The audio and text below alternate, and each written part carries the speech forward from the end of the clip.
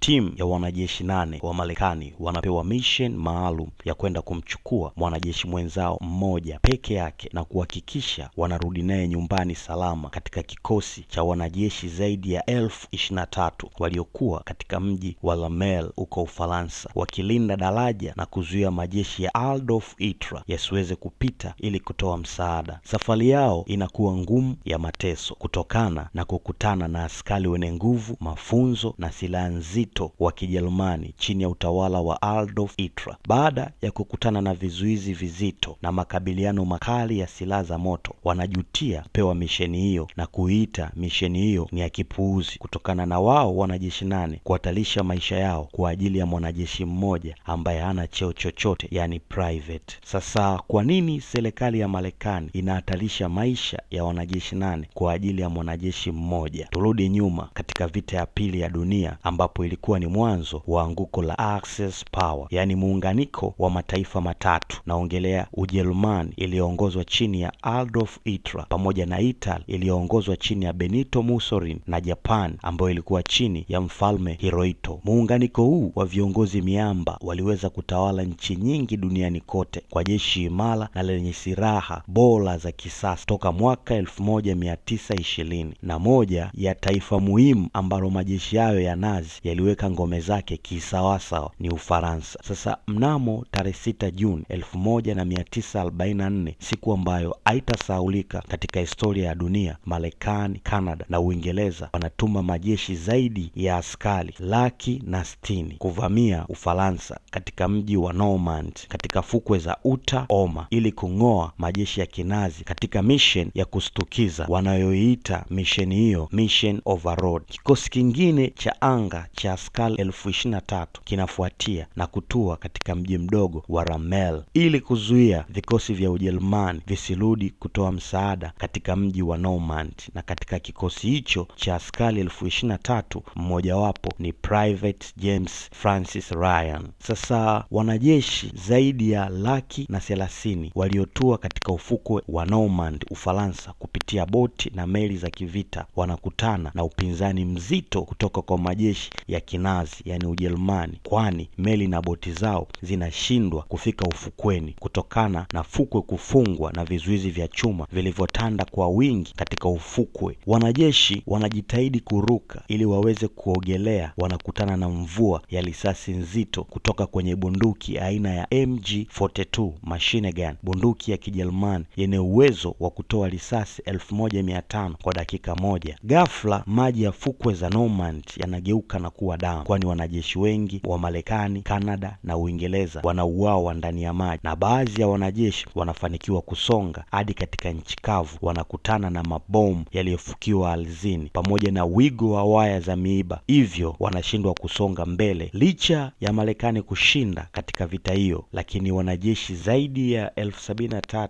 wa Marekani, Canada na Uingereza waliuawa katika vita hiyo, kwa maana kuna vita ngumu Marekani aliyopitia kama ya kung'oa majeshi ya Kinazi, kwani alipoteza wanajeshi wengi sana na ilimlazimu kutumia hadi mabomu ya nyuklia ili kuweza kushinda vita hii. Sasa baada ya mapigano makali katika fukwe za Uta na Normandy, zilichukuliwa ripoti za utambulisho wa wanajeshi wote waliouawa ili kupeleka taarifa kwa familia zao, na ndipo ikabainika kuwa ndugu wawili wa familia moja waliuawa siku hiyo katika vita ya ufukweni, yaani namuongelea Sean Ryan na Peter Ryan. Lakini wiki mbili zilizopita kaka yao pia aliuawa katika vita vilivyokuwa vikiendelea nchini Guinea. Hivyo basi familia yao ilibakiwa na kijana mmoja aliyejulikana kwa jina la James Francis Ryan, ambaye naye alikuwa ametua katika kikosi kilichokuja kwa njia ya anga cha 101 katika mji wa Ramelle kwa ajili ya kuzuia wanajeshi wa Kinazi wasirudi ili kutoa msaada katika mji wa Normandy. Mama wa watoto hao 4 alikuwa ni mjane na watoto wake 3